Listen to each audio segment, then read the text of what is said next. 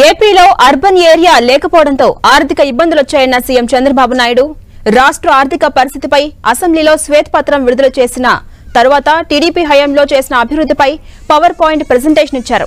5 ఏళ్లలో easy of doing business లో 4 సార్లు ఫస్ట్ ప్లేస్ లో వచ్చామన్న చంద్రబాబు పెట్టుబడులంటే చిరునామాగా ఆంధ్రప్రదేశ్ ఉండేదన్నారు.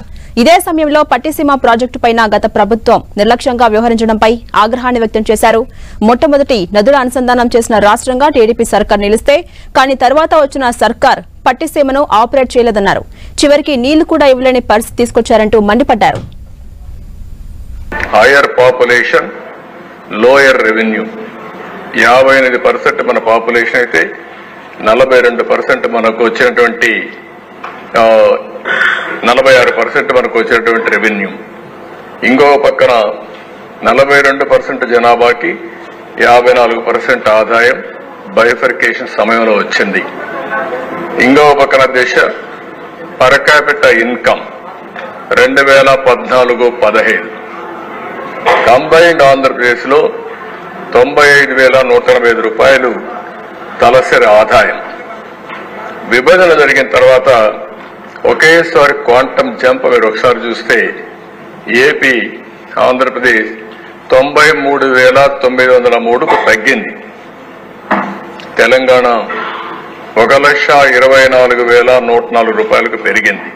విసిఐసి, సిబిఐసి ఈ 2 ఇండస్ట్రియల్ కారిడార్స్ ని Vizag Chennai industrial corridor, Chennai Bengaluru industrial corridor ఈ 2 కూడా డెవలప్ చేశాం. 14,213 ఎకరాలు ఇండస్ట్రియల్ ల్యాండ్ ని మనం 1945 యూనిట్లకి అలాట్ చేసే పరిస్థితికి వచ్చాం. Kia Motors, hero Motors, Asian paints, ఇసూజీ Motors, Apollo tyres, Foxconn, Celkon ఇలాంటి అనేక కంపెనీలు ఆ రోజు పెట్టుబడులంటే దానికి చిరునామాగా ఆంధ్రప్రదేశ్ తయారయ్యే పరిస్థితి వచ్చింది. పెద్ద ఎత్తున పెట్టుబడులు వచ్చాయి. 19లో 14-15లో 22.5 మిలియన్ యూనిట్ల కరెంటు కొరతుంటే 5-6 నెలల్లోనే కరెంటు కొరత అధిగమించి 19కి మిగులు కరెంటు కూడా ఇచ్చాం. కృష్ణమ్మకు, గోదావరి నుంచి కృష్ణమ్మకు 2 నదుల అనుసంధానం చేసింది. మొట్టమొదట నదుల అనుసంధానం జరిగింది ఈ రాష్ట్రంలో జరిగింది. కానీ 5 ఏళ్లు ఆగిపోయింది. పట్టిసీమ కూడా ఆపరేట్ చేయలేదు. పట్టిసీమ ఆపరేట్ చేస్తే నాకెక్కడ మంచి పేరు వస్తుందో లేకపోతే నేనెక్కడ గుర్తొస్తున్నానని దాన్ని కూడా ఆపేసిన దుర్మార్గమైన ప్రభుత్వం 5 ఏళ్ల దిశ. కదా నీళ్లు కూడా ఇవ్వలేకుండా చేసిన దిశ.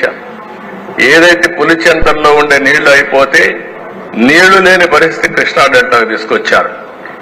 గోదావరి ఉన్నంత వరకు, కృష్ణానది ఉన్నంత వరకు 2 నదులు సాక్షిగా చెప్తున్న దిశ ఈ ప్రాంతానికి నీటి ఎద్దడి రాకూడదు. కానీ అలాంటి నీటి ఎద్దడి క్రియేట్ చేసిన మహా నాయకుడు గడిచిన ముఖ్యమంత్రి దిశ.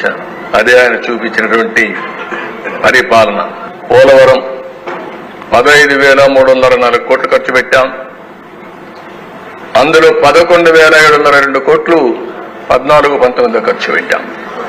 అదే తెలుగుదేశం ప్రభుత్వం గాని ఆ రోజు అధికారం ఉంటే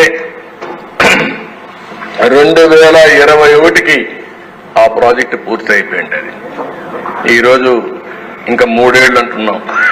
అంటే 27కి వస్తుందా, 28కి వస్తుందా?